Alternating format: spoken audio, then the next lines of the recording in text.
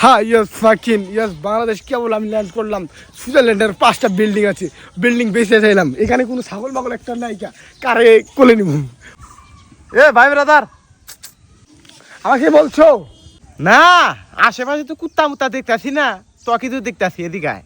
আচ্ছা ভাই বাদার বলো। বুঝলাম না তোর এত পরিবর্তন, তুই তো আগে তো টোকায় আসাল। আমি সুইজারল্যান্ডে অনেক ঘুষ সাপ করছি, অনেক কিছু করছি আমি সুইজারল্যান্ডে। তারপর আবার লাইফ ছিল। এই একটা ব্র্যান্ডের গিঞ্জি দাম হলো 700 টাকা, আর এই ব্র্যান্ডের গিঞ্জি 900 টাকা দিয়েছি। আবার এই জুতাটা স্টেপ 2450 টাকা, বুঝছো? আবার সুইজারল্যান্ডে 5টা বিল্ডিং আছে, আমি ভাই গেলাম, আমি কি দেবো অত টাকা দিয়ে, বুঝছেন ভাইয়া?